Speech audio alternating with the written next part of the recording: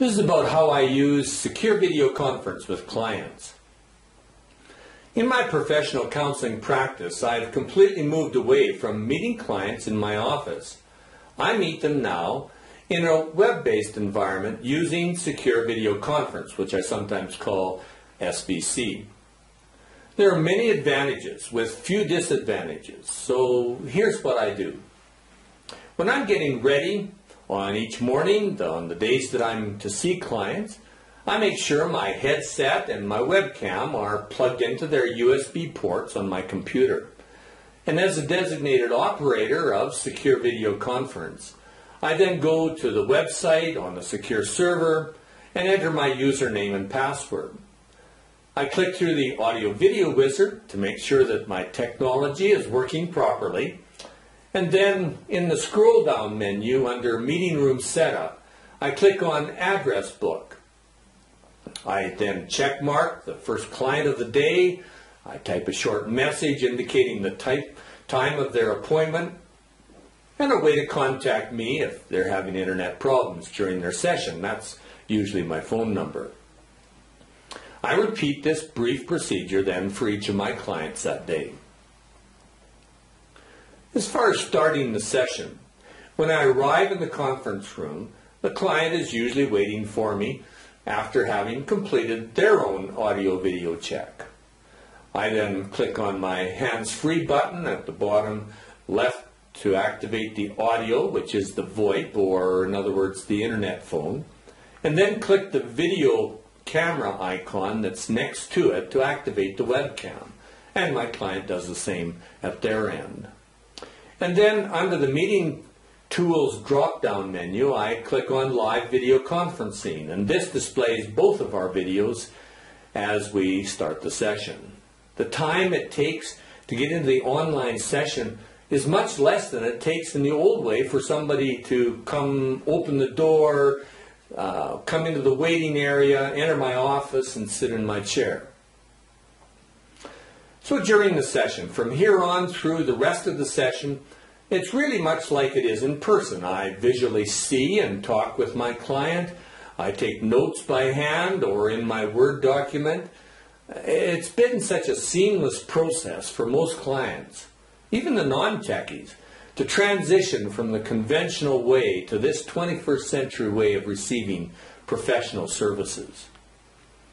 If they have any concerns, it helps for me to compare it with what they were used to in the old method. For example, if they set their volume too low, I say, that's just like before when I used to ask clients to speak up a bit when they weren't speaking quite loudly enough.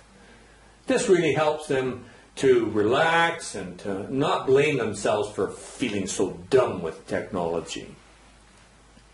In ending the session, as we wrap up the session, I remind them to just click out of the website, X out. I go to the meeting room setup, I click on clear the meeting room chat so this doesn't show up in the next session, and then I cut and paste or simply delete any notes written in the notes box and place them in my Word document where I type my file notes. Now I'm ready for the next person's session. As far as controlling room access, in my two-seat room, there's only enough room for us two, my client and I. And if my next client tried to prematurely log in, they'll not be able to since the room is full. As the operator, I'm in control of who and when a client can enter my virtual room. For example, if I have a 5-seat room and I'm only meeting with 3 people, I can lock the room once the last person enters. And when I teach a seminar and have, say, a 15-seat room, my invitation can allow their password to be active for the length of the seminar over the 2 or 3 days if it's that long. Technology really allows more options than in person. There are extra options available beyond the basics of what I used to do in my own office. I used to use a writing pad for illustrating. Some therapists use a whiteboard. Well, in SVC, I have a very robust whiteboard to draw and write on with color, font options, a variety of shapes. I have a place to type notes and clients appreciate key phrases and concepts visually described for them. Some of my clients prefer me to note some of their thoughts and like to make notes on some of the things that I speak about. The chat box offers both of us the ability to type thoughts with our name attached to what we are writing. And the chat, notes, and video frames can be moved around the screen for most comfortable viewing spot. There are many other options that I won't take time to talk about in this video clip. This has really become a dream come true for me. I love it. It's greatly expanded my ability to serve my clients better and less expensive for all. It's a long-time dream come true. All the usual rhythm of my old practice is now possible and greatly enhanced by using SVC environment. As a counseling therapist, I have the ability to see my client's body language as I did before, to better tune into what they're meaning when they speak. And they can see me and read my body language as well, as I relate to what they're sharing. So, what are the problems and concerns, you say? Well, the quality of service, or QoS, with some rural internet service providers, the ISPs, seems to be the only limiting factor for smooth, low-glitch technical problems. Even those are rapidly improving in the rural areas. Other than that 1-second delay in voice transmission, which you get by using internet, and you can gain it by pausing, not talking over each other. I call it the courtesy rule.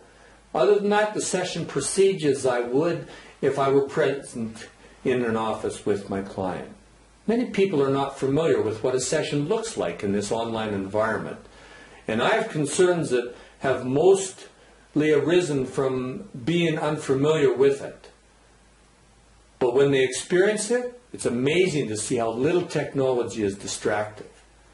A number of years ago, in my very first online counseling session with a client, 3,000 miles away, within 5 minutes of starting, and that included after taking a quick tour around the conference room and some oohing and awing about the fulfillment of my long-time dream, and the comments about the convenience of meeting literally face-to-face at such a distance. After all that, she was right into the emotion of her session within 5 minutes, and the technology was rarely referenced. So, what about security? Well, rarely do my clients express concerns about security and confidentiality of the system, since they trust me, like before, to look after their expectations in that area. SecureVideoConference is very much designed to maintain security at a high level for professional use.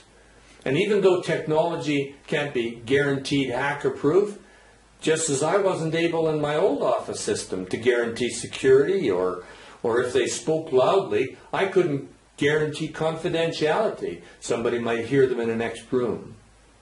Even though that's true, there are many precautions taken with this professional-grade secure video conference system. It's encrypted, it's password protected, and hosted on a secure server. I can use it with confidence that my clients' expectations regarding security and confidentiality are well looked after.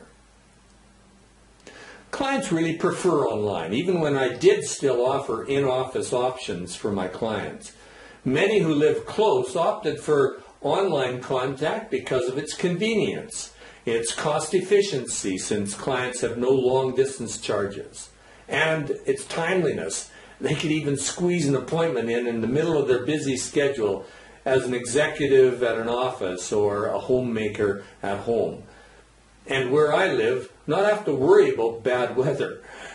I trust this helps answer a lot of the questions that you're asking about meeting with your client online through SecureVideoConference.